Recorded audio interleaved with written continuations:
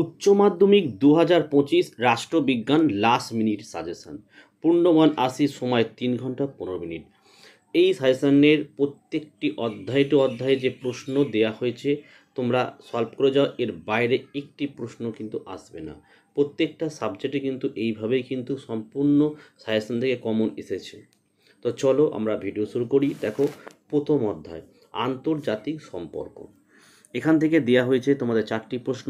1 নম্বরের প্রশ্ন হচ্ছে বিশ্বায়নের সংজ্ঞা দাও এবং বিশ্বায়নের প্রকৃতি আলোচনা করো। প্রশ্নটি অথবা এইভাবে আসতে পারে যে বিশ্বায়নের বিভিন্ন রূপ লেখো।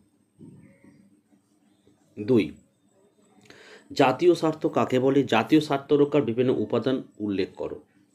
3 নম্বর দেখো, ক্ষমতা কাকে বলে? ক্ষমতার মূল উপাদানগুলো ব্যাখ্যা করো। দেখেছো, প্রথম 1 নম্বর এবং 2 নম্বর প্রশ্নে 3খানা স্টার চিহ্ন, এবং 3 নম্বর দেখো 2টো, এবং 4 নম্বর দেখো বিশ্বায়নের প্রভাব বা ফলাফল আলোচনা করবা। এই প্রশ্নটি এভাবে আসতে পারে যে সার্বভৌমত্বের ধারণায় বিশ্বায়নের প্রভাব আলোচনা করো।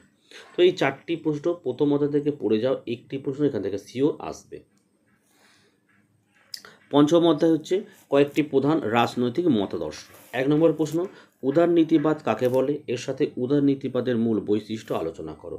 2, দেখো গান্ধীজির রাজনৈতিক দর্শনের মূল সূত্রগুলি আলোচনা করো। 3, মার্ক্সের দ্বন্দ্বমূলক বস্তুবাদ তত্ত্বটি আলোচনা করো। 4, গান্ধীজির সত্যাগ্রহ সম্পর্কিত ধারণাটি আলোচনা করো। 5, মার্ক্সবাদের মূল নীতি বা সূত্রগুলি আলোচনা করো। এটা পঞ্চম অধ্যায় হয়ে গেল।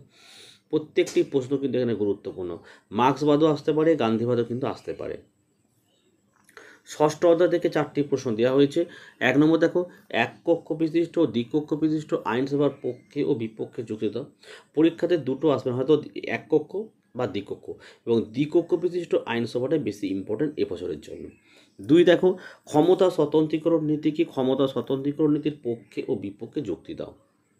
3, আধুনিক রাষ্ট্রের শাসন বিভাগের কার্যাবলী আলোচনা করো। 4, ক্ষমতা স্বতন্ত্রীকরণ নীতি বলতে কী বোঝো? কঠোর ক্ষমতা স্বতন্ত্রীকরণ নীতি সম্ভব নয়, কাম্যও নয়।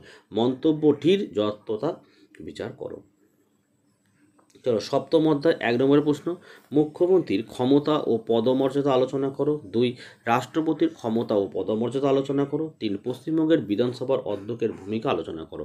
তোমরা জানো যে 3টের মধ্যে একটিতে বছর থাকবেই।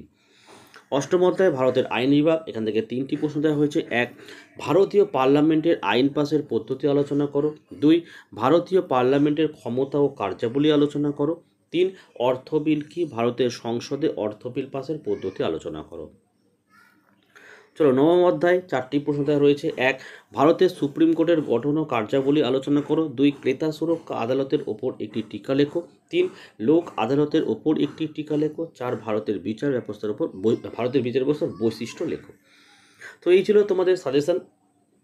সামনে বেশ কয়েকটি ছুটি তোমাদের রয়েছে, সেই 17 তারিখে পরীক্ষা। এই প্রশ্নগুলো তোমরা তৈরি করে রাখো, এর বাইরে একটি প্রশ্ন কিন্তু আসবে না। আজকের ভিডিও এখানে শেষ করছি। তোমরা প্রত্যেকে ভালো থেকো এবং সুস্থ।